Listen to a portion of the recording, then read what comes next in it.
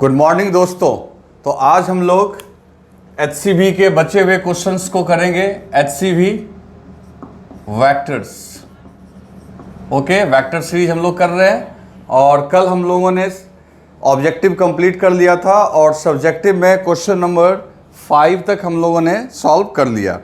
आज 5 से लेके 19 तक करेंगे हम लोग सॉल्व, ठीक है दोस्तों। और इसके बाद कल के नेक्स्ट लेक्चर में आपको जो मैंने आपको DPP दिया था उसका मैं सॉल्यूशन करूंगा।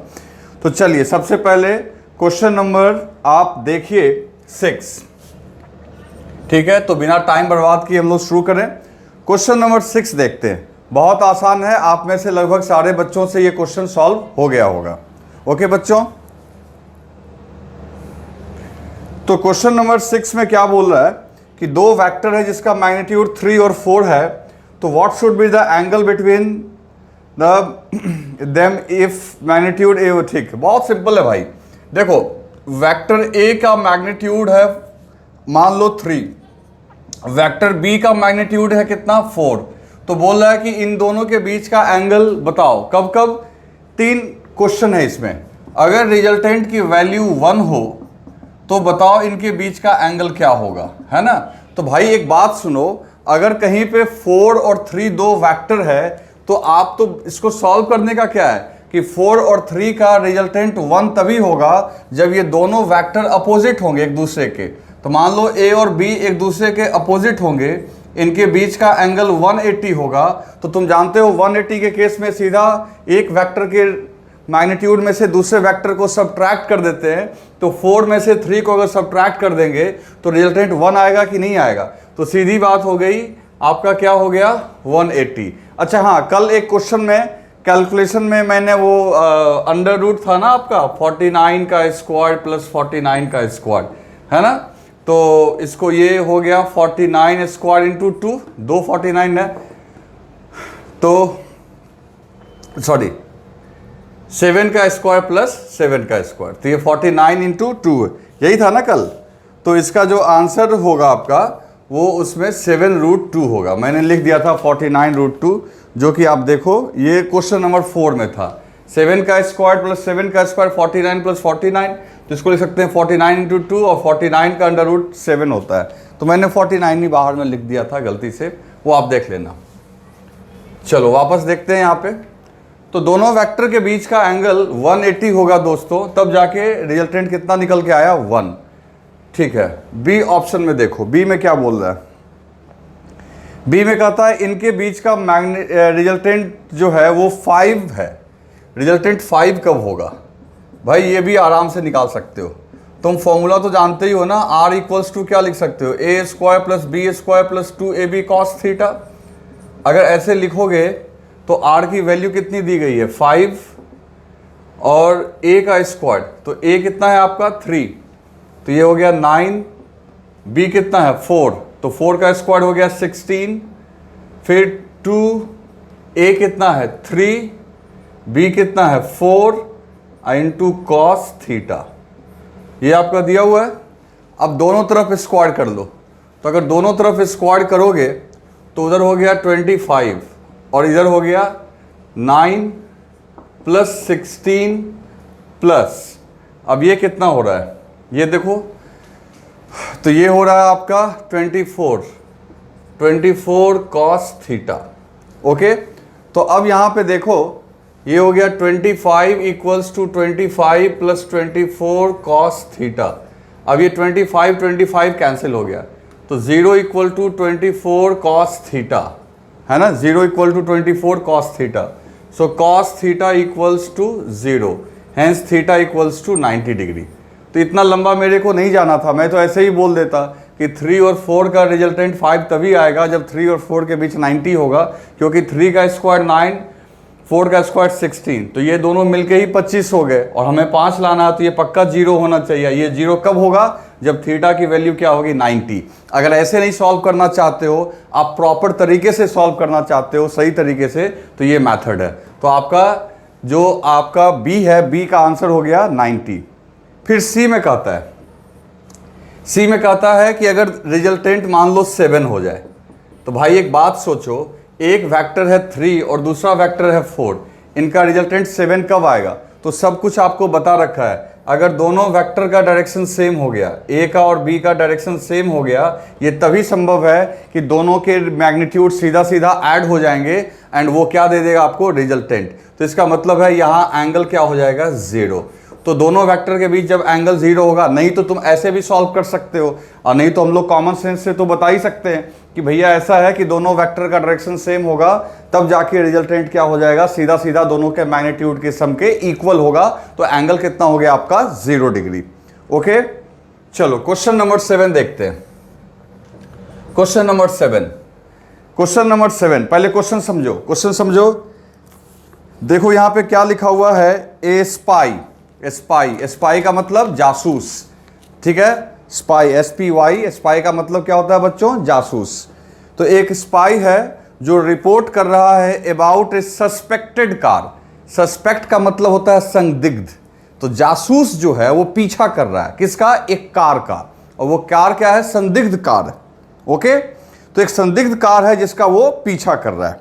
और उसके बाद वो सारा डाटा कैसे लिख रहा है, सो देखो क्या लिखता है वो, कि the car has moved, car चला 2 किलोमीटर ईस्ट की ओर। तो एक काम करते हैं, डायग्राम बनाते जाते हैं। मान लो इधर ईस्ट है, ये वाला डायरेक्शन ईस्ट है, तो कार पहले 2 किलोमीटर चला ईस्ट की ओर, है ना, 2 किलोमीटर किधर चला, ईस्ट की ओर, जैसा कि लिखा हुआ है। फिर क्या हुआ, फिर उसके बाद वो कार जो है made a perpendicular left turn. अब तुम खुद सोचो, कोई आदमी ऐसे ईस्ट में जा रहा है तो लेफ्ट घूमा 90 डिग्री से, तो नीचे जाएगा या ऊपर जाएगा। तो दोस्तों लेफ्ट तो मेरा ये हुआ ना, अगर हम ऐसे जा रहे हैं तो ऊपर वाला लेफ्ट और नीचे वाला राइट, तो ये ऐसे घूम गया, लेफ्ट में घूम गया। और फिर कितना दूर तक चला, लेफ्ट की ओर घूमा और चला 500 मीटर्स।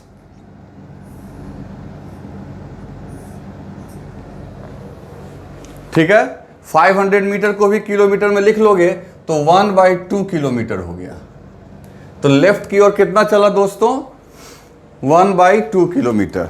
ठीक है, फिर क्या हुआ, फिर उसके बाद उसने एक परपेंडिकुलर राइट टर्न लिया। यहां पहुंचने के बाद, जैसे यहां पहुंचा, तो यहां पहुंचने के बाद ये फिर घूमा। अब किधर घुमा, तो जो कोई ऐसे जा रहा तो उसके लिए लेफ्ट ये हुआ और राइट ये हुआ, तो कर रहा है राइट में घूमा और कितना दूर तक चला, तो ये चला आपका कितना दूर तक, 4 किलोमीटर और रुक गया। उसके बाद ये 4 किलोमीटर चल के रुक गया, मतलब यहां से उसने शुरू किया और यहां पे जाके रुक गया। तो दोस्तों पूछ रहा है कि डिस्प्लेसमेंट बताओ। तो भाई डिस्प्लेसमेंट के लिए तो एक तो तरीका है, बिना वेक्टर के भी सॉल्व हो सकता है। आपको यहां से लेके यहां तक को क्या करना होगा, शॉर्टेस्ट पाथ को, इन दोनों को मिलाना होगा और तब जाके आप आंसर निकाल दो। लेकिन अब बात है कि वो तो पुरानी बात हो गई, लेकिन जो नया तरीका हमने सीखा है, हमने वेक्टर तो इसलिए पढ़ा है कि ऐसे क्वेश्चंस को हम लोग सॉल्व कर सकें। तो देखो हम लोग वेक्टर तरीके से इसको कैसे सॉल्व करेंगे। पहली बात देखो, इस यात्रा में 3 डिस्प्लेसमेंट है, नंबर 1, नंबर 2, नंबर 3 डिस्प्लेसमेंट है। पहला डिस्प्लेसमेंट है आपका ईस्ट की ओर, दूसरा है नॉर्थ की ओर, और फिर किधर है, ईस्ट की ओर। एक काम करो, एक्सिस मान लो, एक काम करो, एक्सिस मान लो, इधर मान लो आप एक्स एक्सिस। ये पेन चल नहीं रहा है, दूसरा देखते हैं। आपका यहां पे ये जो हो गया आपका, ये हो गया एक्स एक्सिस, और ये ऊपर वाला जो हो गया दोस्तों, दिस इज वाई एक्सिस। तो एक्स एक्सिस और वाई एक्सिस। तो पहला डिस्प्लेसमेंट, तो एक काम करते हैं, डिस्प्लेसमेंट को डेल्टा आर से भी दिखा सकते हैं, है ना, डेल्टा आर से भी दिखा सकते हैं। तो डेल्टा आर से डिस्प्लेसमेंट को दिखाया जाता है। ऐसे भी हम लोग का मोशन चालू होने वाला है, वहां पे मैं बताऊंगा कि डिस्प्लेसमेंट पहले भी मैंने बता रखा है मैथमेटिकल टूल में। तो मान लो डेल्टा आर अपना डिस्प्लेसमेंट है, तो पहला डिस्प्लेसमेंट जो हो गया वो किधर है, एक्स एक्सिस के लॉन्ग, तो उसका मैग्नीट्यूड कितना है, 2, और डायरेक्शन कौन है, एक्स एक्सिस वाला। तो 2i लिख सकते हैं कि नहीं लिख सकते हैं, ध्यान से देख लो भाई। डिस्प्लेसमेंट जो हमने लिखा वेक्टर फॉर्म में कितना, 2i क्यों लिखा, क्योंकि ईस्ट के अलॉन्ग हमने मान लिया है एक्स एक्सिस। दूसरा डिस्प्लेसमेंट ये है डेल्टा R2, ये डिस्प्लेसमेंट देखो y के अलॉन्ग है, पॉजिटिव y के अलॉन्ग, तो इसको हम लोग लिख सकते हैं 1/2j। जे क्यों लिखे समझ में आया ना, जे डायरेक्शन दे रहा है y वाला। और तीसरा डिस्प्लेसमेंट अगेन एक्स एक्सिस के अलॉन्ग है, तो डेल्टा R3 और कितना है 4 किलोमीटर, तो इसको भी लिख लो 4i। 4i क्यों लिखे हम लोग, 4 मैग्नीट्यूड हो गया और डायरेक्शन कौन सा हो गया एक्स एक्सिस का, तो ये 3 डिस्प्लेसमेंट हो गए। तो नेट डिस्प्लेसमेंट कितना होगा, तो डिस्प्लेसमेंट वेक्टर क्वांटिटी है तो वेक्टर तरीके से जोड़ दो, तो delta R equals to delta R1 plus delta R2 plus delta R3, है ना दोस्त। तो डेल्टा R1 के जगह लिखेंगे 2i प्लस 1/2j और डेल्टा R3 कितना हो गया 4i। तो सीधी सी बात है, अब i को एक साथ जोड़ दो, ये 2i है ये 4i है, ये दोनों एक साथ जुड़ जाएंगे, एक साथ ऐड हो जाएंगे, क्योंकि i पता ही है, पहले ही मैंने बता रखा है। तो डेल्टा R इक्वल्स टू 2 और 4 कितना हो गया 6i अब प्लस हाफ j। तो देखो दोस्तों, नेट डिस्प्लेसमेंट जो है वो आई जे के फॉर्म में आ गया। इसके दो कंपोनेंट्स हो गए, एक आई कंपोनेंट हो गया 6i और जे कंपोनेंट कितना हो गया 4। तो तुम्हें अगर डिस्प्लेसमेंट का मैग्नीट्यूड चाहिए तो क्या करोगे, मॉड करो। अब मॉड में तुम्हें पता है आई जे के फॉर्म में रहता है, तो अंडर रूट करके इसका स्क्वायर और इसका स्क्वायर कर देते हैं। तो हम लोग यहां से लिख सकते हैं 6 का स्क्वायर 36 अब प्लस 1/2 का स्क्वायर 1/4। आई बात समझ में, क्योंकि हमने पहले ही जान रखा है कि आई जे के फॉर्म में रहने से आई को स्क्वायर कर दिया, तो 6 का स्क्वायर हो गया 36, 1/2 का स्क्वायर हो गया 1/4। अब इसको सॉल्व कर लो, तो इसको सॉल्व करोगे तो ये कितना आ जाएगा, अंडर रूट 36 को 4 से मल्टीप्लाई करो, तो 36 को 4 से मल्टीप्लाई करोगे तो ये 145 अब प्लस 1, ये 144 अब प्लस 1, तो 145 डिवाइडेड बाई 4। ठीक है, ये आंसर आ गया। अब इसको सॉल्व कर लेना, अंडर रूट 40 लगभग ऊपर को अगर इसको हम लोग सॉल्व करें तो कितना हो जाएगा, 145 को 144 का अंडर रूट 12 होता है, तो लगभग 12 लिखना चाहते हो तो लिख लो, और नीचे वाले को तो वो तुम कर सकते, लेकिन छोड़ो ना, हम लोग डायरेक्ट क्यों अप्रॉक्सीमेशन माने, यहीं पे आंसर करते हैं, अंडर रूट 145/4। तो देखते हैं आंसर क्या दिया हुआ है बच्चों। तो आंसर जो इसका दिया हुआ है, आंसर इज गिवन, ओके हाँ वही है। अब इसको सॉल्व करने पे ये 0.6.02 आएगा, क्योंकि अगर लगभग इसको तुम 144 मान लोगे तो 12 आएगा, 4 का 2 आएगा, तो 12/2 6 हो जाएगा। लेकिन 6.02 क्यों लिखा हुआ है, क्योंकि 144 नहीं 145 है।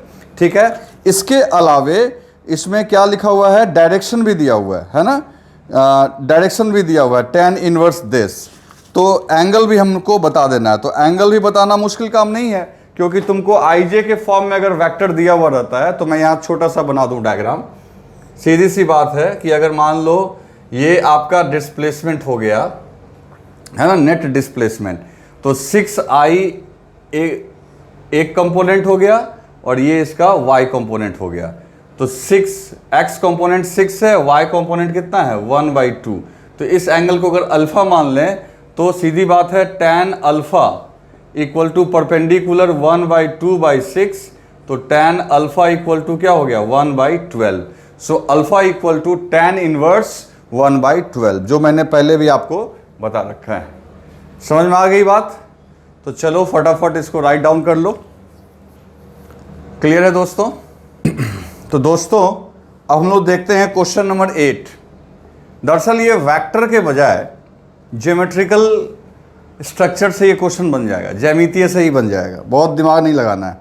देखने में ये कठिन लग रहा है लेकिन देखो सॉल्व हो जाएगा। कहता है कि एक कैरम बोर्ड है, तो जानते ही हो कैरम बोर्ड स्क्वाड के फॉर्म में होता है, चारों साइड इसके क्या होंगे सेम, और जो इसका डायमेंशन दिया हुआ है 4 फीट मल्टीप्लाइड बाई 4 फीट, मतलब लंबाई भी 4 फीट चौड़ाई भी 4 फीट। सेंटर में क्वीन है ना, सेंटर में क्वीन है। अब इस क्वीन को क्या करना है, उसको हिट करना है ना। कैरम बोर्ड खेले होगे तो क्वीन भी होती है, उसको हिट करना है स्ट्राइकर से, और ये स्ट्राइकर इसको हिट करके इसको वापस इस होल में इंटर करवाना है कैरम बोर्ड में। देखो लिखा हुआ है यहाँ पे कि the queen hit by striker moves to the front edge, rebounds and goes in hole behind the striking line. जो क्वीन है उसको जब स्ट्राइकर से हिट किए फ्रंट एज मतलब सामने वाले किनारे में, माने यहां से मारे तो ये यहां पे टक्कर करने के बाद, ठीक है, फ्रंट एज में टक्कर करने के बाद रिबाउंड जैसे बॉल को दीवार पे मारते हो तो बॉल जो तुम्हारे पास वापस आ जाती है, इसको बोलते हैं रिबाउंड करना। बॉल को मारे और बॉल फिर वापस तुम्हारे पास, this is called rebound. And goes in the hole behind the striking line. तुम ये जिस लाइन से मार रहे हो दिस इज स्ट्राइकिंग लाइन, और बिहाइंड मतलब पीछे। तो सीधी सी बात है कि अगर इस लैंग्वेज को समझें तो लैंग्वेज के हिसाब से बच्चों ऐसा कुछ दिया हुआ है। लैंग्वेज के हिसाब से दिया हुआ है कि ये क्वीन यहां से टकरा, यहां से पहले फ्रंट एज है ना, यहां से गई, इसमें टक्कर मारी, इसको मैं मिटा देता हूं, इसने इसमें टक्कर मारा, यहां टक्कर मारने के बाद यहां से रिफ्लेक्ट हुआ, और रिफ्लेक्ट होके ये वापस आपका यहां पे आ गया। यही डायग्राम है। ऐसे आप कैरम बोर्ड खेले भी होगे तो ऐसे स्ट्राइकर से मारे, फ्रंट एज सामने वाले किनारे में टकरा के, बिहाइंड मतलब पीछे वाले होल में आके आ गया, ये टकरा के वापस आया। अब देखो यहां पे मैं एक चीज बताऊंगा, तो मैं ढंग से बना दूं, लाइन स्ट्रेट दिख नहीं रहा है। हाँ। देखो एक कॉन्सेप्ट मैं बताता हूं जो तुमने पढ़ा भी होगा, 10th क्लास में तुमने पढ़ा होगा लॉ ऑफ रिफ्लेक्शन, प्रावर्तन के नियम, लॉ ऑफ रिफ्लेक्शन, जिसमें ये मान लो कोई मिरर है, दिस इज मिरर, तो कोई इंसिडेंट लाइट आती है, आपतित किरण जिसको बोलते हैं, वो दर्पण पे यानी मिरर पे टकराती है, और टकराने के बाद है ना, मान लो इसके साथ एंगल कितना बना रहा है, थीटा, टकराने के बाद फिर ये ऐसे चली जाती है, तो दिस इज इंसिडेंट रे। ये कौन सी रे कहलाएगी बच्चों, इंसिडेंट रे, और ये कहलाएगी रिफ्लेक्टेड रे। तो बच्चों तुम्हें बताया गया होगा कि ये दोनों एंगल सेम होता है, angle of incidence equal to angle of reflection, है ना, आपतित कोण और प्रावर्तित कोण, ये चीज बराबर होता है। ये लॉ ऑफ रिफ्लेक्शन में आपने पढ़ा है 10th क्लास में, ये हम लोग को भी यहां 12th में पढ़ना है डिटेल में। ये बात एक जगह और लागू होती है, ये तो लाइट के लिए हो गया। हम लोग 11th में एक चैप्टर पढ़ेंगे जिसका नाम है कॉलिजन। कॉलिजन माने टक्कर, जो यहां पे हो रहा है टक्कर। तो जो कॉलिजन है उसमें भी जब तुम किसी बॉल को दीवार पे टेढ़ा फेंकते हो तो टकरा के फिर उतना ही एंगल पे चला जाता है, ये होता है इलास्टिक कॉलिजन के लिए। तो अभी ये हम लोग बहुत आगे पढ़ना है दोस्त, लेकिन उसका ये कॉन्सेप्ट को आपको यहां यूज करना है। मतलब कि अगर आपने बॉल को दीवार पे मारा जिस एंगल पे, तो टकरा के उसी एंगल पे जैसे लाइट जा रही है बॉल भी चला जाएगा, और इसको हम लोग बोलते हैं इलास्टिक कॉलिजन। यहां भी यही हो रहा है। यहां भी क्या होगा दोस्तों, जब ये क्वीन इससे टकराएगी तो तुम समझो मेरी बात को कि ये जो एंगल तुम्हें दिख रहा है और ये जो एंगल दिख रहा है, ये दोनों एंगल सेम होगा। आ रही है बात समझ में? पहली बात तो ये हो गई। सिर्फ यही एंगल, तो इन दोनों को थीटा मान लो, सिर्फ यही एंगल सेम नहीं होगा दोस्त। ये जो ब्लैक लाइन देख रहे हो, ये लाइन और ये लाइन भी पैरेलल है, तो अगर ये थीटा तो ये एंगल भी थीटा ही होगा भाई, ओके। और अगर ये थीटा है तो एक लाइन और बनाते हैं हम लोग यहां पे,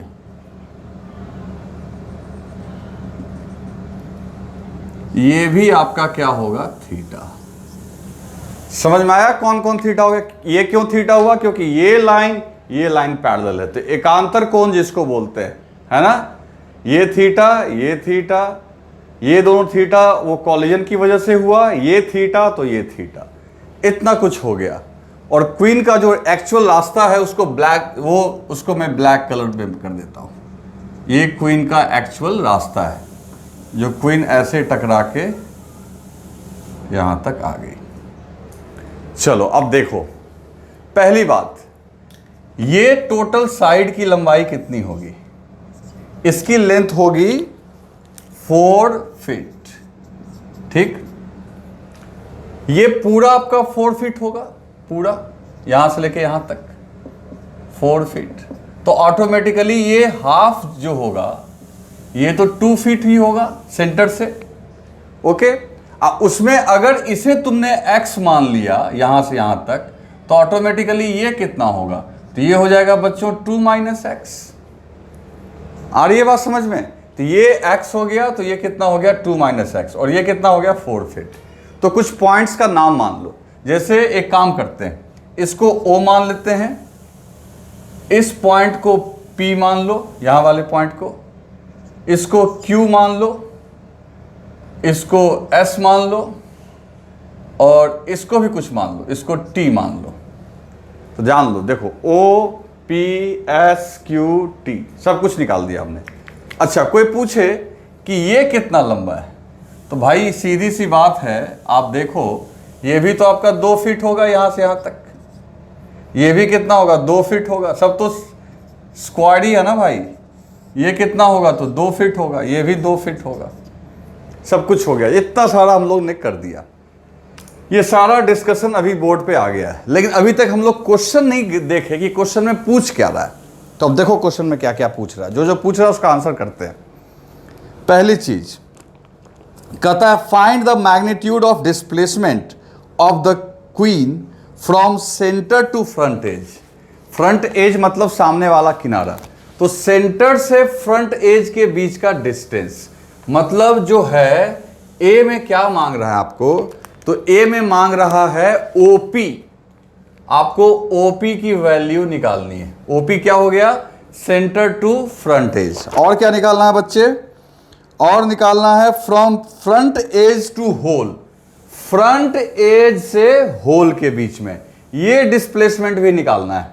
यानी कि बी में हमें निकालना है पी क्यू, ये भी पूछ रहा है, फ्रंट एज से होल के बीच का डिस्प्लेसमेंट, ओके।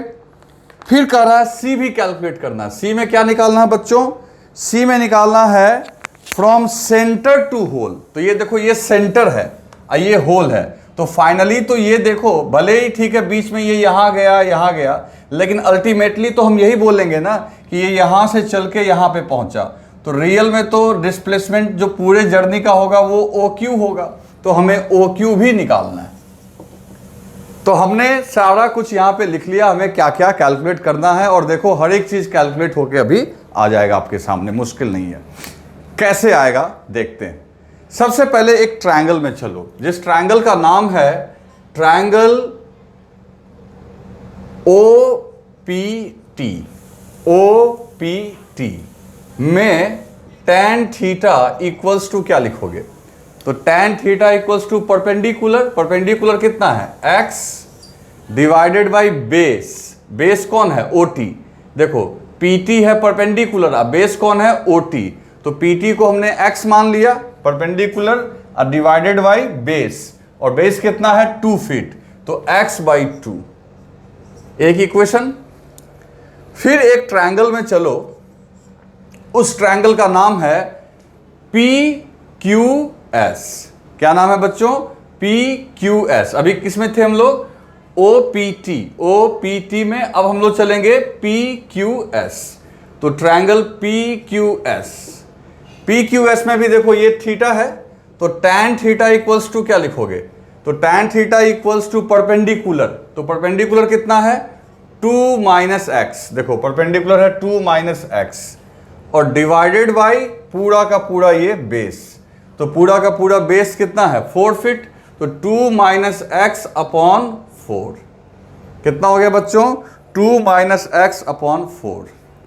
अब तुम जरा देखो, इक्वेशन 1 में भी tan थीटा बराबर दिस, इक्वेशन 2 में भी tan थीटा बराबर दिस, तो इन दोनों को इक्वेट कर सकते हैं। तो फ्रॉम 1 and 2, फ्रॉम 1 and 2, 1 और 2 से इन दोनों को इक्वेट कर दो। तो इन दोनों को अगर इक्वेट कर दोगे बच्चों, तो सीधी सी बात है x/2 equals to 2 minus x/4, ठीक है ना। x/2 equals to 2 minus x/4, cross multiply कर लो तो ये हो जाएगा आपका 4x, देखो 4 से मल्टीप्लाई किया 4x, और इधर मल्टीप्लाई करोगे तो ये हो गया 2 दूनी 4 माइनस 2x, ठीक है। फिर ये इधर आ जाएगा, तो 6x equal to 4, x equal to 4/6 मतलब 2/3। तो देखो दोस्तों, पहली सफलता हमें मिल गई, x का वैल्यू निकल के आ गया, x कितना आ गया 2/3। अब जब एक बार x आ गया तो आप अब हर एक चीज निकाल सकते हो। कहोगे कैसे, तो देखते जाओ। सबसे पहले तुम्हें क्या निकालना था, सबसे पहले हमें a में OP निकालना था, तो a को सॉल्व करते हैं। तो OP क्या है भाई, तो इस राइट एंगल ट्रायंगल में देखो, ये राइट है, OP आपको निकालना है ना, तो आप पैथागोरस लगाओ। तो पैथागोरस से देखो, ये परपेंडिकुलर, सॉरी ये बेस हो गया, ये परपेंडिकुलर हो गया, तो OP इक्वल्स टू लिख सकते हैं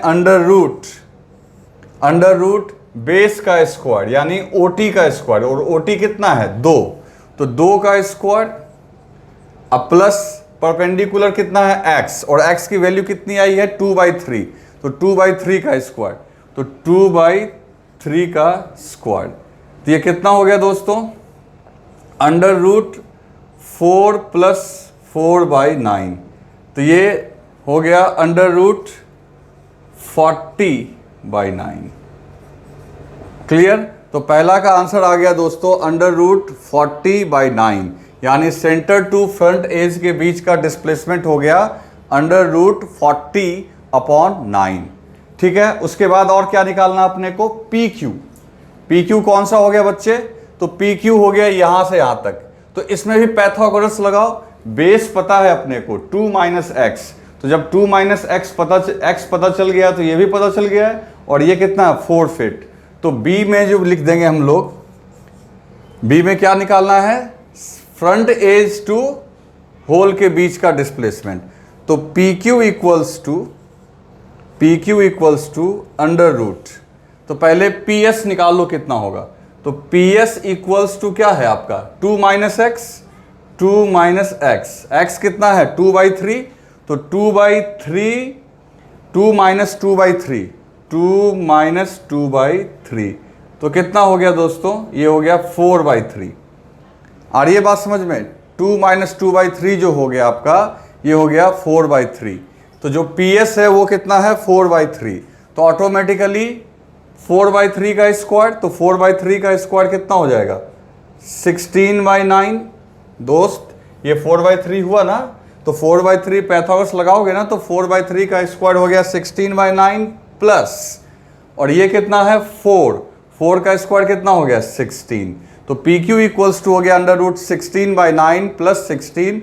इसको सॉल्व करोगे तो 16 इंटू 9 तो 144, अब 144 अब प्लस 60 तो हो गया 160, तो हो गया 144 प्लस 16 हो गया 160/9।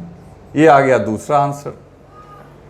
और तीसरा क्या निकालना है, OQ तो भाई OQ के लिए तो ये सब करना भी नहीं पड़ता, OQ एकदम आराम से निकल जाएगा। OQ ये निकालना है, तो बेस है 2 फीट और ये भी तो 2 फीट ही है ना भाई, यहां से यहां तक ये 2 फीट है, तो ये 2 फीट तो ऑटोमेटिकली सोच लो। तो सीधी सी बात है, जो C में OQ निकालना था, तो OQ के लिए अंडर रूट 2 का स्क्वायर अब प्लस 2 का स्क्वायर, तो ये कितना हो गया 4 + 4, तो 4 + 4 तो ये हो गया 2√2, है ना। तो सेंटर से होल के बीच का जो डिस्प्लेसमेंट आ गया, ये आ गया 2√2। तो ये एक क्वेश्चन था। तो देखो इसमें आपने देखा होगा कि वेक्टर से ज़्यादा तो इसमें ट्रिग्नोमेट्री और ज्योमेट्री हमने लगाया। तो लिख लो इसे फटाफट।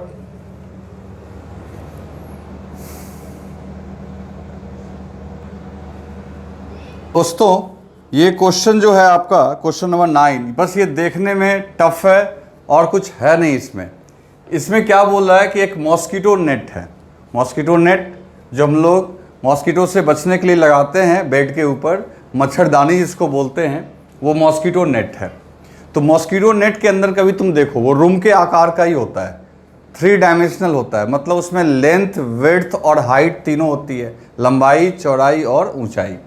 तो देखो लेंथ इसका है 7 मीटर, विड्थ चौड़ाई है 4 मीटर और ऊंचाई है 3 मीटर। क्वेश्चन में इसने बोल भी दिया है लेंथ के अलोंग आपको मानना है एक्स एक्सिस, हाइट के अलोंग मानना है जेड एक्सिस और चौड़ाई यानी विड्थ के अलोंग मानना है आपका वाई एक्सिस। फिर क्या बोल रहा है बच्चों कि एक मच्छर, एक मॉस्किटो उस नेट के अंदर घुस गया, है ना। The net has a hole at corner of bed through which mosquito enters the net, घुस गया, and flies and sits diagonally opposite to the corner of the net. तो find the magnitude of displacement of mosquito, ठीक है, taking origin at whole. ठीक है, देखो दोस्त, जो मॉस्किटो है ये ओरिजिन मान लो यहाँ बेड के पास, ये यहाँ पे मॉस्किटो इंटर किया और उसके बाद वो फ्लाई किया डायगोनली अपोजिट। डायगोनली अपोजिट का मतलब समझते हो, इस कॉर्नर से इंटर किया और उड़ते हुए यहां पे जाके बैठा।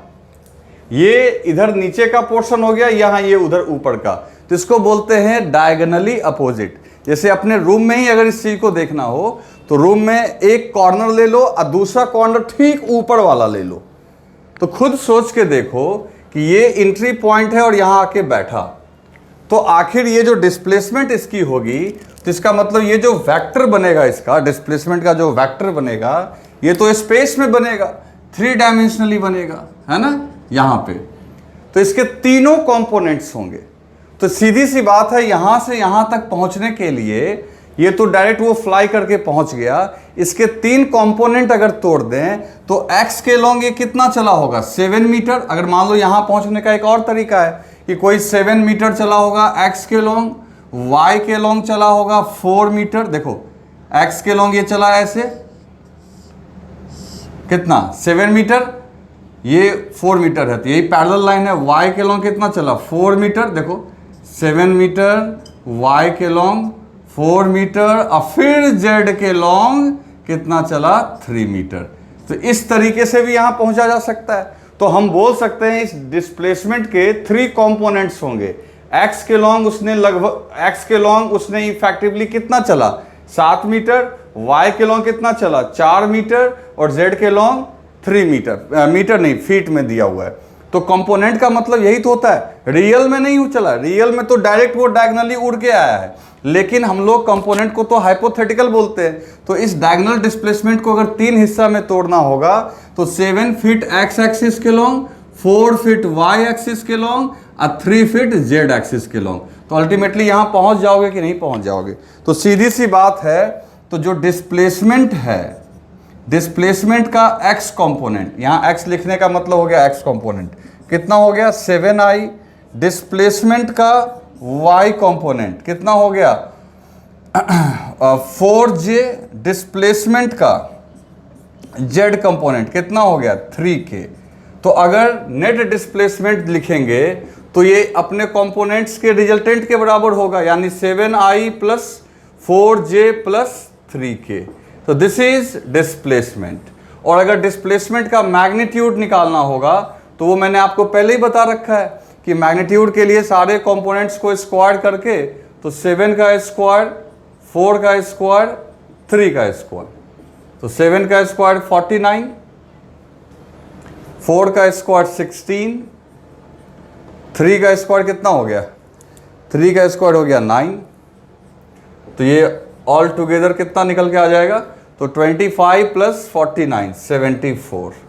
तो दोस्तों आंसर हो गया √74 फीट, और आईजे के फॉर्म में इसको ऐसे रिप्रेजेंट करेंगे। तो ये क्वेश्चन बहुत डिफिकल्ट नहीं था, स्पेस में दिया हुआ था, इसलिए आपको टफ लगा होगा। चलो क्वेश्चन नंबर 10 देखते हैं। क्वेश्चन नंबर 10 इजी है। क्या बोल रहा है क्वेश्चन नंबर 10 में? क्वेश्चन नंबर 10 में बोलता है कि एक वेक्टर मान लो a है, और ए का जो मैग्नीट्यूड है मॉड ऑफ ए वो है 4.5, ऐसा ही लिखा हुआ है, ठीक है। और इसका डायरेक्शन किधर है? डायरेक्शन जो है, डायरेक्शन नॉर्थ की ओर। किधर है बच्चों? नॉर्थ की ओर। तो पूछता है कि वेक्टर 3a और 4a के बारे में बताओ। तो ये तो तुम लोग बना दिए होगे यार। वेक्टर 3a का मतलब क्या हो गया? वेक्टर a को स्केलर 3 से मल्टीप्लाई किया, तो 3 से मल्टीप्लाई किया, स्केलर से मल्टीप्लाई करने पे भी आपको क्या मिल जाता है? एक वेक्टर ही मिलता है। बताया था ना आपको हमने कि एक वेक्टर को एक स्केलर से मल्टीप्लाई करते हैं तो आपको मिलता है एक वेक्टर ही है। और इसका मैग्नीट्यूड कितना हो जाएगा? तो a के मैग्नीट्यूड का 3 टाइम्स, तो ये हो जाएगा 12.5 इंटू 3, तो ये हो जाएगा आपका 12.5 इंटू 3 कितना हो गया? तो ये हो जाएगा 13.5। और चूंकि तुम पॉजिटिव से मल्टीप्लाई किए हो तो आपने देखा होगा, आपको मैंने कॉपी में बताया हुआ है कि अगर पॉजिटिव स्केलर से मल्टीप्लाई करोगे तो वेक्टर के डायरेक्शन में कोई चेंज नहीं आएगा। तो डायरेक्शन तो इसका भी क्या रह जाएगा? नॉर्थ। ओके, फिर इसी में एक और क्वेश्चन दिया है, -4a वेक्टर करेंगे तो क्या होगा, है ना? यही लिखा हुआ है ना, लिखा हुआ है -4a वेक्टर। तो -4a का मतलब क्या हुआ? मिलेगा तो आपको एक वेक्टर क्वांटिटी, और मैग्नीट्यूड तो 4 टाइम्स होगा। ये 4 आपने मल्टीप्लाई किया -4 से, तो मैग्नीट्यूड तो खैर पॉजिटिव ही लिखते हैं वेक्टर का, तो 4 को 4.5 से मल्टीप्लाई करोगे तो ये आपका आ जाएगा 18। ओके, लेकिन अब रही बात डायरेक्शन, तो आपको मैंने बताया था कि अगर स्केलर जिसे आप मल्टीप्लाई कर रहे हो वो अगर नेगेटिव है तो ओरिजिनल वेक्टर का डायरेक्शन अपोजिट हो जाता है। तो माइनस की वजह से ओरिजिनल वेक्टर जो ए है वो नॉर्थ में है, और माइनस से मल्टीप्लाई होने की वजह से जो नया वेक्टर मिलेगा, -4a वेक्टर जो मिलेगा, इसका डायरेक्शन हो जाएगा साउथ, क्योंकि नॉर्थ का उल्टा क्या होगा? साउथ। ठीक है दोस्तों, चलो फटाफट लिख लो। अब दोस्तों क्वेश्चन नंबर 11 देखते हैं। बहुत सिंपल है 11, बहुत सिंपल है, बहुत मुश्किल नहीं है। 11 में क्या कहता है? दो वेक्टर्स हैं जिसका मैग्नीट्यूड 2, 3 है, एंगल 60 डिग्री है, find scalar product, find vector. कुछ नहीं यार, इसमें तो कुछ है ही नहीं। स्केलर प्रोडक्ट का मतलब a डॉट b कर दो, तो a डॉट b कर दोगे 2 इंटू 3 इंटू कॉस 60, तो 2 इंटू 3 6 हो गया, और कॉस 60 होता है 1/2, तो ये हो गया 3। तो a डॉट b कितना आ गया? 3। समझ गए ना? Scalar product, magnitude of their vector product. Vector product का मैग्नीट्यूड बोल रहा है भाई, तो कितना करना है? 2 इंटू 3 इंटू साइन। अब ये मत कर देना कि ये क्रॉस है, ये सिंपल अपना मल्टीप्लीकेशन है। यहाँ क्रॉस डॉट का मतलब होता है, इधर कुछ भी लिख सकते हो। तो साइन 60, तो ये हो गया 6 इंटू √3/2, दिस इज 3√3। तो ये तो सॉल्व हो गया होगा आप सबसे, इसमें तो कुछ है ही नहीं। चलो क्वेश्चन नंबर 12 करते हैं। देखो क्वेश्चन नंबर 12, इसको लिख लो फटाफट, इसमें कुछ लिखना तो है नहीं, मिटा रहा हूं मैं इसको, ठीक है ना? चलो क्वेश्चन नंबर 12 जो रिलेटेड है, एक लॉ भी है जिसको पॉलीगोनल लॉ बोलते हैं। फालतू का है, अगर काम का होता तो मैं पहले ही बता रखा होता। पॉलीगोनल लॉ एडिशन में कुछ लोग बताते हैं। पॉलीगोनल लॉ में क्या कहता है बच्चों कि अगर मान लो कि पॉलीगोनल का मतलब है कि कोई एक स्ट्रक्चर बनाओ, जैसे लाइक ये आपने बनाया, कुछ भी बना लिया, है ना? अब ये टोटल 5 वेक्टर्स हैं, a plus B plus C plus D अब प्लस ई, ठीक है ना? अगर ऐसे कोई वेक्टर लगा हुआ हो ऐसे, अब देखो ये पॉलीगोनल बन गया। अब वेक्टर्स जो आपस में कैसे लगे हुए हैं, एक के हेड पे दूसरे का टेल हो, तो आप इसको जब प्रूव करोगे तो 100% गारंटी है कि इन सब का जो एडिशन होगा वो क्या आएगा? 0। ये गारंटी है। अगर वेक्टर के को अरेंज इस तरीके से करें कि एक के हेड पे दूसरे का टेल हो, तो और इस तरीके से वो एक क्लोज बना दें, तो रिजल्टेंट होगा 0। इसको कैसे समझोगे? इसको एक तरीके से समझ लो कि कोई पार्टिकल अगर ये 5 डिस्प्लेसमेंट चला, तो आखिर जहां से चला वहीं वापस पहुंच गया, तो नेट डिस्प्लेसमेंट क्या हो गया? 0, क्योंकि जहां से चला वहीं पहुंच गया।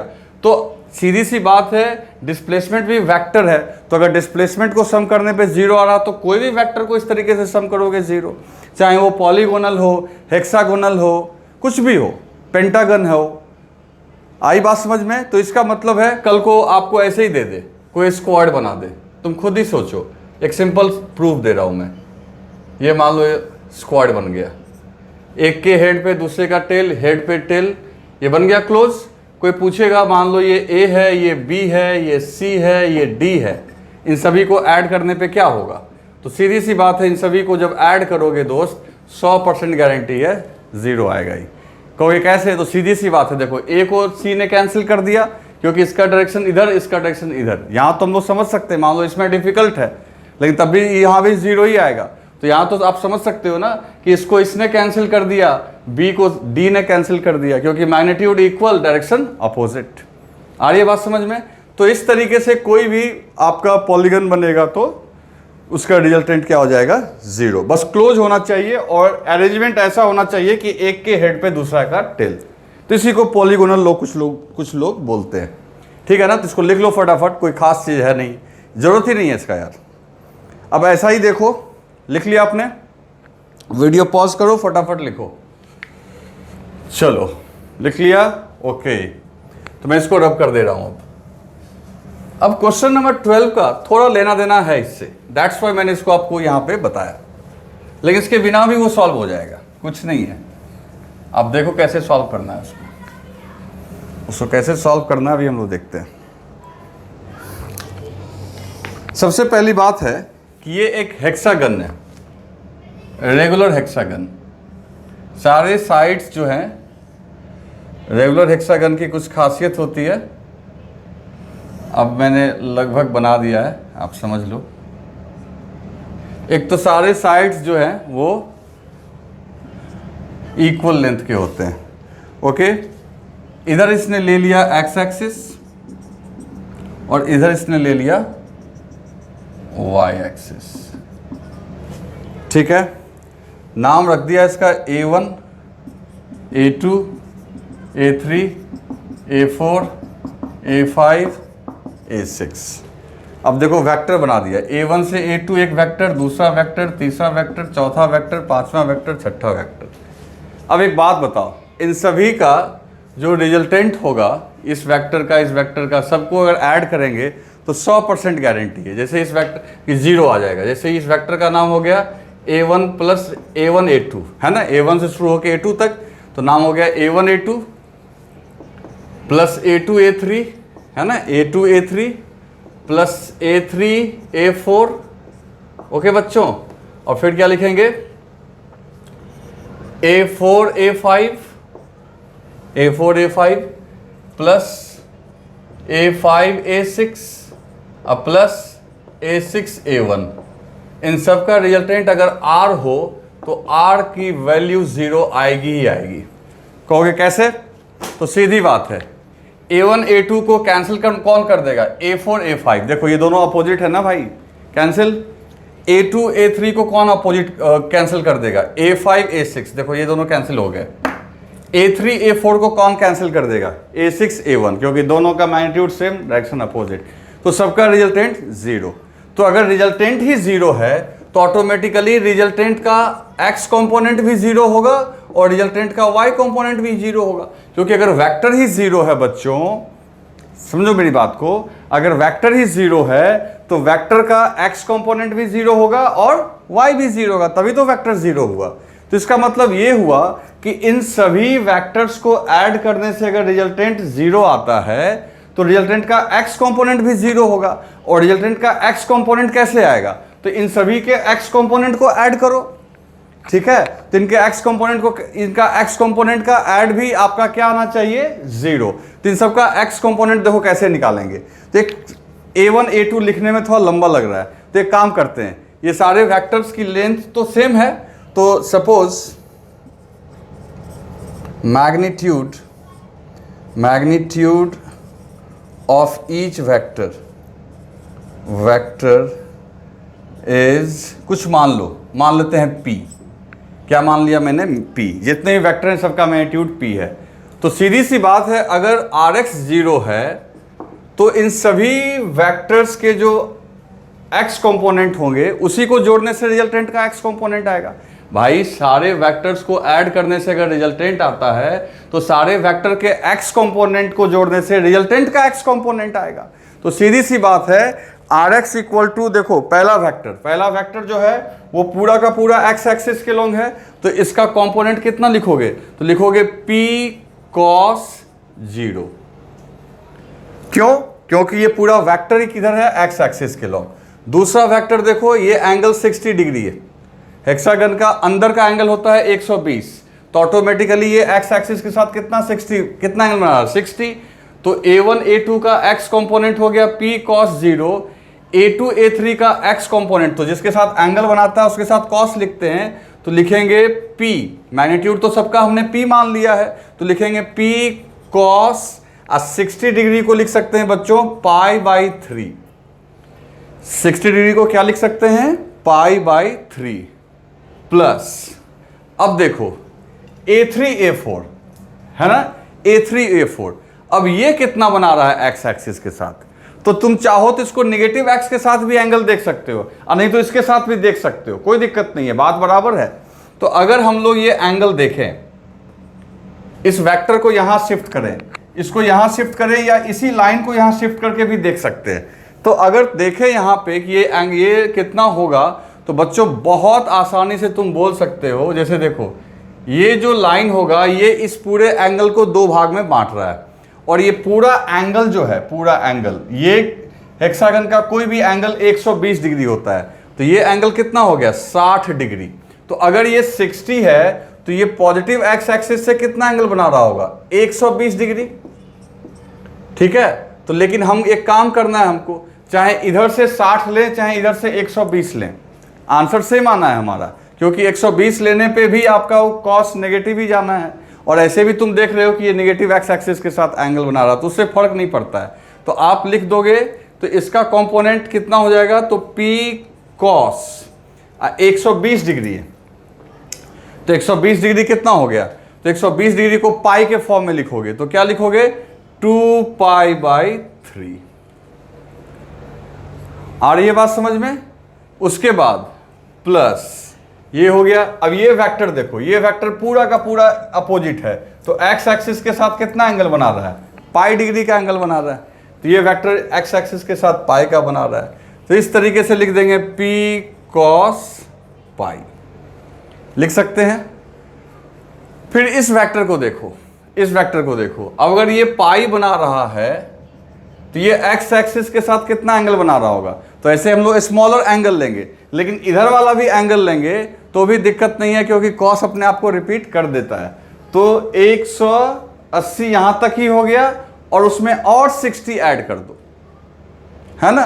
तो इस तरीके से दोस्तों, मतलब ऐसे कोई खास क्वेश्चन है नहीं, तो सारे एंगल्स को अगर लिखते चले जाओगे तो अगला एंगल क्या होगा तो तुम यहां से भी देख के लिख सकते हो। देखो इसने ना क्या किया है, पाई को लिख दिया है 3π/3, तो 3 कट गया तो पाई ही होगा ना, तो अगला लिख दोगे p cos, पक्का है आप देख सकते हो 4π/3, और लास्ट वाला ये वाला और π/3 ऐड कर दो उसमें, तो ये हो जाएगा p cos 5π/3, ठीक है।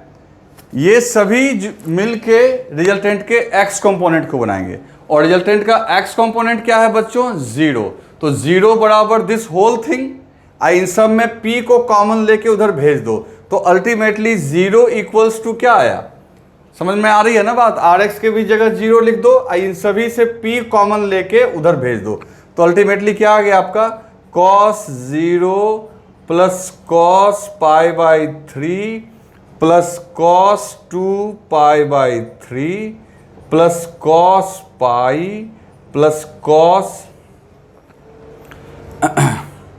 4π/3 प्लस cos 5π/3, इन सभी को ऐड करके क्या आ गया 0।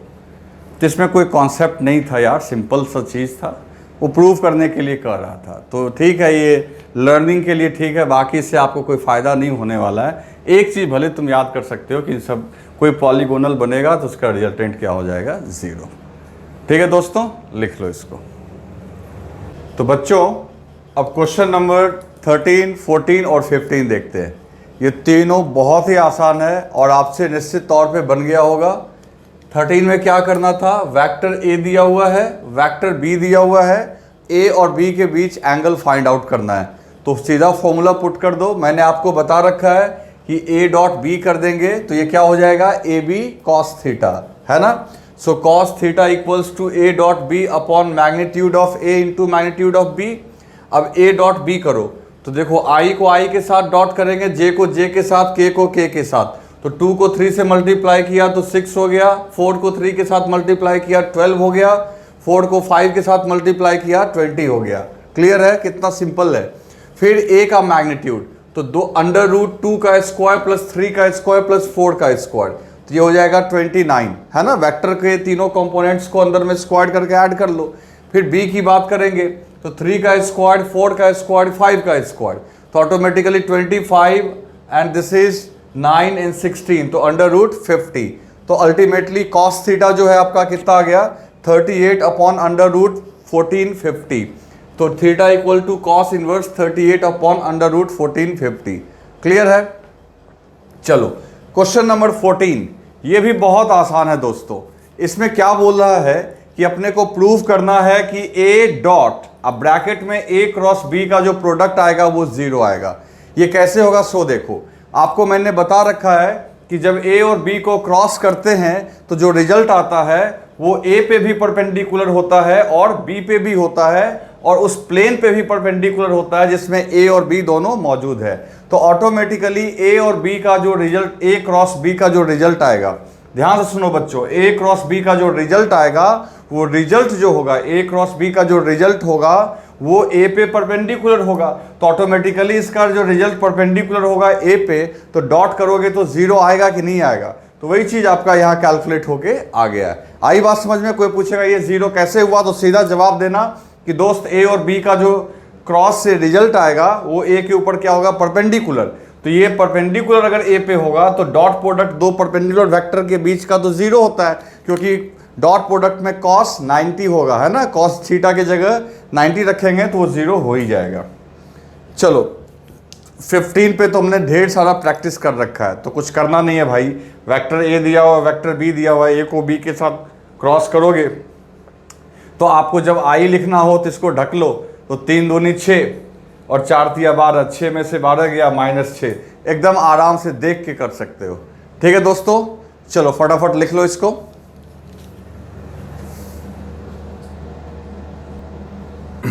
तो दोस्तों देखो 16 में क्या कह रहा है, 16 में कह रहा है ए बी सी तीनों म्यूचुअली परपेंडिकुलर है। म्यूचुअली का मतलब समझते हो, आपस में तीनों ही परपेंडिकुलर है। तो कहने का मतलब है कि ए को मान लो आप एक्स एक्सिस के लो, ठीक है ना, बी को मान लो आप वाई एक्सिस के लो, ठीक है, और सी को मान लो जेड एक्सिस के लो। तो ये तीनों आपस में क्या हो गए, परपेंडिकुलर। तो अपने को कहता है प्रूव करो, तो अपने को प्रूव करने के लिए बोल रहा है C cross A cross B equals to 0।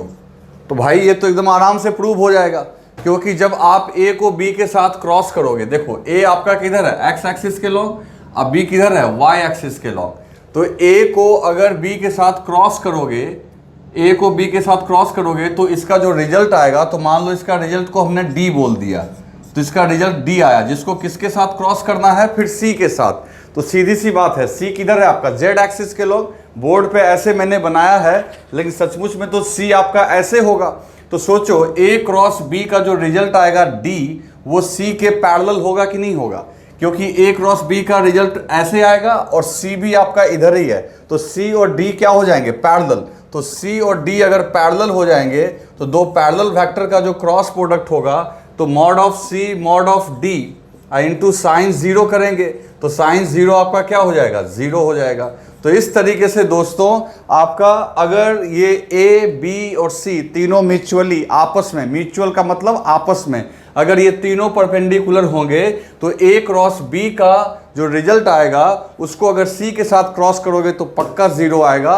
कैसे, तो ए को बी के साथ क्रॉस किया तो रिजल्ट आया आपका जेड एक्सिस में, और वेक्टर सी भी आपका किधर है, जेड एक्सिस में, तो ऑटोमेटिकली इनका रिजल्ट क्या आएगा आपका 0।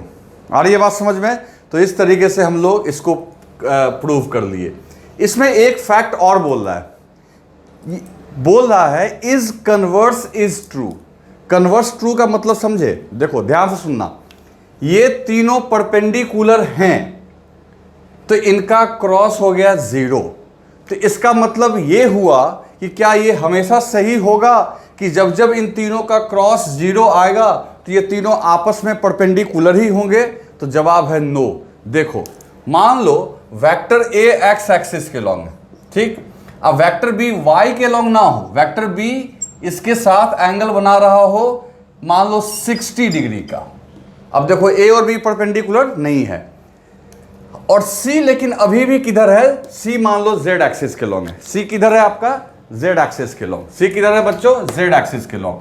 तो देखो ए क्रॉस बी का जो रिजल्ट आएगा वो अभी भी ये ब्लैक लाइन जो होगा ए क्रॉस बी अभी भी आएगा, तो ए क्रॉस बी तो आपका बाहर ही आएगा जो कि सी के साथ क्या होगा, पैरेलल। तो अभी भी अगर सी जो कि आपका जेड एक्सिस के लॉन्ग है, तो यहां पे भी अगर सी को क्रॉस करोगे किसके साथ, ए क्रॉस बी के साथ, तो 0 आएगा कि नहीं आएगा? जबकि अगर देखा जाए तो यहां पे सी भले ही दोनों पे परपेंडिकुलर है लेकिन आपस में ए और बी परपेंडिकुलर नहीं है। तो मेरी बात फिर से सुनो, क्या हुआ, देखो अगर ये तीनों परपेंडिकुलर हो तो तीनों का प्रोडक्ट 0 आएगा, लेकिन ये हमेशा सही नहीं है कि इनका प्रोडक्ट 0 हो तो आपस में गारंटी है कि ये तीनों परपेंडिकुलर होंगे ही होंगे।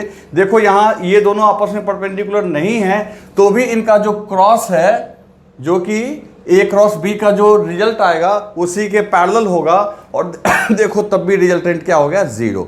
इसको एक और तरीके से समझो, मान लो कि अगर हम इस तरीके से सोचें कि जो जितने भी इंडियंस हैं वो सारे एशिया में रहते हैं, क्लियर है? जो भी इंडियंस होंगे उनका जो आपका कॉन्टिनेंट होगा वो कौन सा होगा, एशिया। लेकिन सारे एशियन इंडियंस होंगे क्या, नहीं, जरूरी नहीं है।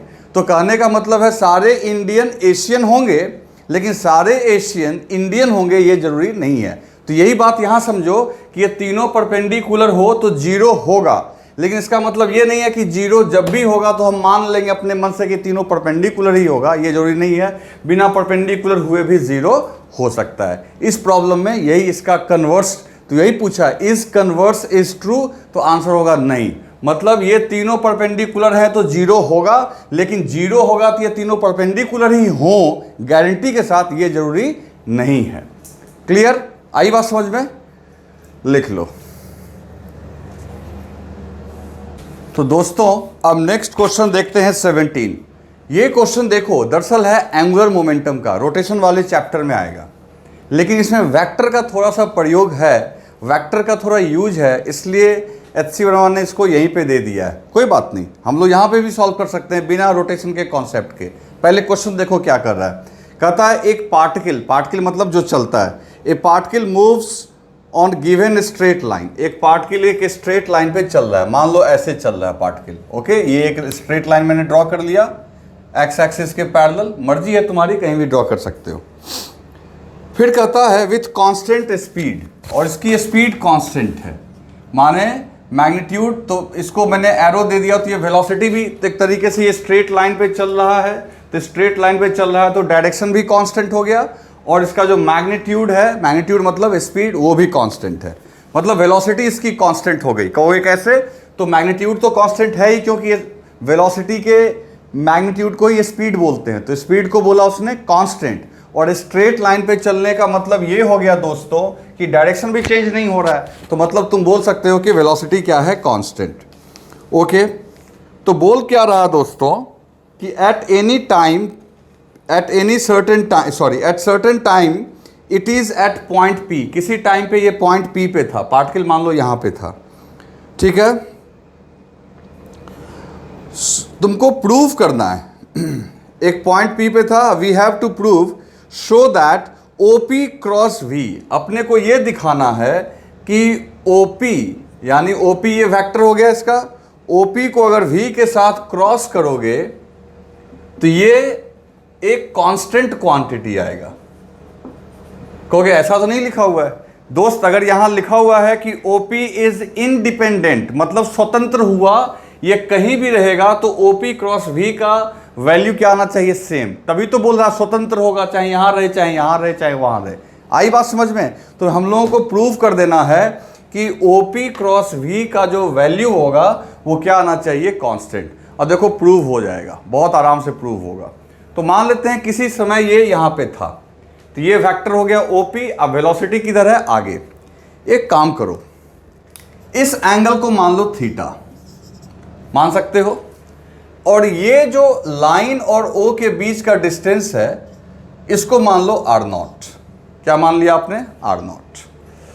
अब एक बात देखो, ये जो ओपी वेक्टर है और ये वी है, दोनों के बीच एंगल कितना है, तो कहोगे कैसे निकलेगा। तो भाई ओपी किसी वेक्टर को उसको पैरेलल शिफ्ट कर सकते हो। तो ओपी को अगर हमने ऐसे शिफ्ट कर लिया ऊपर की ओर, तो अब देखो वेलोसिटी वेक्टर और ओपी दोनों का टेल यहां पे जुड़ रहा है, तो ये एंगल कितना होगा। तो अच्छा एक काम करते हैं, इसको थीटा मानने के बजाय ये एंगल थीटा मान लेते हैं, तो आपके लिए इजी होगा। मैंने जानबूझ के आपके लिए कर दिया है। अगर ये एंगल थीटा है बच्चों, तो ये सामने वाला जो एंगल होगा, थोड़ा मैं वी को ढंग से बना दूं, ये आपका वी वेक्टर है, ये वेलोसिटी वेक्टर है। अगर ये एंगल थीटा होगा तो ये सामने वाला जो एंगल है ये भी थीटा होगा। अरे मेरी मर्जी है, हम इसको भी थीटा मान सकते हैं, किसी को भी थीटा मानना है। तो अगर ये थीटा होगा तो ये एंगल भी थीटा होगा। और ये जो एंगल थीटा है, ये देखो ओपी का टेल और वेलोसिटी का भी टेल, दोनों का टेल यहाँ पे है। यहाँ पे टेल से कैसे आया, तो इसको हमने यहाँ पे शिफ्ट कर लिया, तो दोनों के बीच का एंगल क्या हो गया, थीटा। तो ओपी क्रॉस वी का जो मैग्नीट्यूड होगा वो हो जाएगा ओपी इंटू वी, है ना, magnitude of OP, magnitude of V into sine theta लिख सकते हैं हम लोग। ठीक है, अब एक काम करो, तो इस तरीके से ये आ गया ओपी वी साइन थीटा। अब जरा गौर करना, तुमको एक राइट एंगल ट्रायंगल भी दिख रहा है, ये समकोण त्रिभुज दिख रहा है। इस समकोण त्रिभुज में, इस राइट एंगल ट्रायंगल में अगर साइन थीटा लिखें तो साइन थीटा इक्वल्स टू क्या होगा, तो इस एंगल के लिए परपेंडिकुलर आर नॉट है, ठीक, और ये ओपी हो गया, तो आर नॉट इक्वल्स टू क्या लिख सकते हैं, ओपी साइन थीटा। ये इस ट्रायंगल के लिए लिख सकते हैं।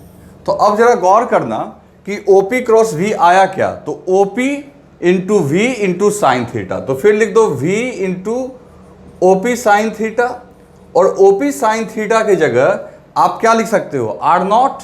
तो इसका मतलब है कि ओपी क्रॉस वी की वैल्यू कितनी आ गई, वी इंटू आर नॉट। तो अब देखो ये कैसे कांस्टेंट है, ये चाहे यहां रहे चाहे यहां रहे चाहे यहां रहे चाहे यहां रहे, कहीं भी रहे, कहीं भी रहे, कहीं भी रहेगा, तो इसकी स्पीड तो कांस्टेंट ही रहेगी, ऐसा क्वेश्चन में लिखा हुआ है। और कैसा भी ट्रायंगल बनाओगे, देखो कहीं भी रहेगा और ट्रायंगल तुम बनाओगे, कहीं भी रहेगा ट्रायंगल बनाओगे, तो हर ट्रायंगल का जो परपेंडिकुलर बनेगा वो तो आर नॉट ही बनेगा।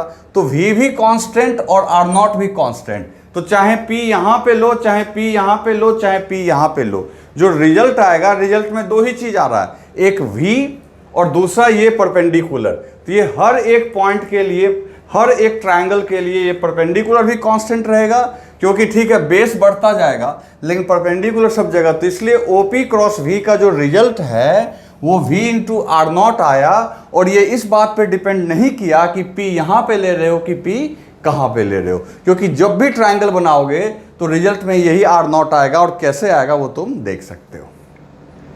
आई बात समझ में? क्योंकि तुम यहां लोगे तो ये थीटा बदल जाएगा, तो थीटा भले बदल जाए लेकिन उस ट्रायंगल का परपेंडिकुलर तो फिर तो आर नॉट ही लोगे ना भाई, समझे बात को। तो इस तरीके से ये क्वेश्चन नंबर 17 में हमने प्रूव कर लिया कि वी भी कांस्टेंट है, स्पीड कांस्टेंट है, और आर नॉट भी क्या है, कांस्टेंट। आर नॉट क्या है, इस स्ट्रेट लाइन और इस पॉइंट के बीच का परपेंडिकुलर डिस्टेंस। ठीक है दोस्तों, लिख लो इसको।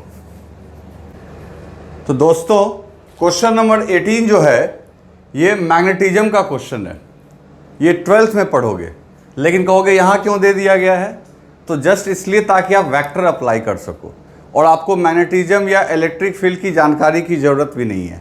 आप उसके बिना भी इस प्रॉब्लम को सॉल्व कर सकते हो। क्वेश्चन में क्या बोल रहा है कि एक चार्ज्ड पार्टिकल है, आवेश है ना, पॉजिटिव चार्ज, एक चार्ज पार्टिकल है जो मूव कर रहा है। क्या कर रहा है? मूव। तो उसके ऊपर जो फोर्स लग रहा है उसका वैल्यू ये है। अभी मैं थोड़ा बताता हूं, लेकिन समझने का ट्राई मत करना। ये Q इंटू ई बोलते हैं इलेक्ट्रिक फोर्स को, और ये बोलते हैं मैग्नेटिक फोर्स। ये दो फोर्स के रिजल्टेंट का को नेट फोर्स बोल रहे हैं। तुमको इन सब चीज़ों से कोई मतलब नहीं है, सोचने जाओगे फंस जाओगे। तुमको बस एक चीज़ पे ध्यान रखना है। एग्जामिनर ने कहा कि F की वैल्यू होनी चाहिए 0, क्योंकि लिखा हुआ है नेट फोर्स क्या होना चाहिए? 0। तो F के जगह सबसे पहले 0 पुट कर दो। तो 0 इक्वल्स टू क्या हो गया? Q into E plus Q V cross B। आ रही है बात समझ में? अब देखो क्या करेंगे। अब हम लोग यहां से QE को इधर भेज दें, ठीक है? QE को इधर भेज दें तो Q V क्रॉस B और QE उधर चला गया तो हो जाएगा माइनस Q इंटू ई। यहां तक कोई दिक्कत? अच्छा, Q और Q कैंसिल हो गया। तो अब यहां पे तुम पहुंच गए, यहां तक तुम पहुंच गए। तो V cross B equals to क्या हो गया? Minus E. तो सीधी सी बात है, V क्रॉस B का जो रिजल्ट होना चाहिए, V क्रॉस B का जो रिजल्ट होना चाहिए वो E के मैग्नीट्यूड में इक्वल और डायरेक्शन में ठीक अपोजिट। V क्रॉस B का रिजल्ट E के मैग्नीट्यूड में इक्वल, अब माइनस का मतलब डायरेक्शन में अपोजिट। तो खुद सोचो, B किधर है? Y एक्सिस के लॉन्ग, और E किधर है? X एक्सिस के लॉन्ग। तो अब हम यहां डायग्राम बनाते हैं। ये देखो, ये है Y एक्सिस और ये है X एक्सिस। तो इलेक्ट्रिक फील्ड जो है दोस्तों, वो क्वेश्चन में दिया हुआ है किधर है? X एक्सिस के लॉन्ग। अब मैग्नेटिक फील्ड किधर है दोस्तों? Y एक्सिस के लॉन्ग। ठीक है, इधर हो गया मैग्नेटिक फील्ड। तो सीधी सी बात है कि मैग्नेटिक फील्ड है Y के लॉन्ग, तो वेलोसिटी किधर होना चाहिए? तो देखो, एक काम करो, ये जो माइनस साइन ये बता रहा है कि V क्रॉस B E के ठीक अपोजिट। तो अब आप सोचो कि V को हम किधर लें ताकि V और B का जो क्रॉस हो वो नेगेटिव x में आए। क्यों नेगेटिव x में आए? यानी V क्रॉस B इधर क्यों आना चाहिए? अरे ऐसा इसलिए होना चाहिए ताकि आपका वो इलेक्ट्रिक फील्ड के क्या हो सके? अपोजिट। तो तुम बहुत आराम से समझ सकते हो, ये तो सिंपल सी बात है कि अगर B Y एक्सिस में है, ठीक है, और वेलोसिटी अगर Z एक्सिस में होता, मान लो ये V होता, ये होता V और ये होता B, तो V क्रॉस B, V किधर है? Z एक्सिस में। तो V क्रॉस B करेंगे तो ये V क्रॉस B इधर आएगा कि नहीं आएगा? और V क्रॉस B इधर आने का मतलब है वो इलेक्ट्रिक फील्ड के क्या है? अपोजिट, जो कि ये इक्वेशन कर रहा है, क्योंकि फोर्स 0 होने के लिए इलेक्ट्रिक फील्ड और V क्रॉस B को क्या होना चाहिए? अपोजिट। तो ऐसा तभी हो पाएगा जब वेलोसिटी किधर होगी बच्चों? वेलोसिटी होगी Z एक्सिस के लॉन्ग। तो Z एक्सिस के लॉन्ग होगी तो Z क्रॉस B करोगे, है ना? V इधर है तो V क्रॉस B करोगे तो आपका देखो राइट हैंड है तो V इधर, V आगे तुम्हारे तरफ और B ऊपर, तो V क्रॉस B इधर आ गया। क्लियर है? तो ये हम लोग यहां से बोल सकते हैं, सो डायरेक्शन ऑफ V जो होगा वो किधर होगा? Along Z axis.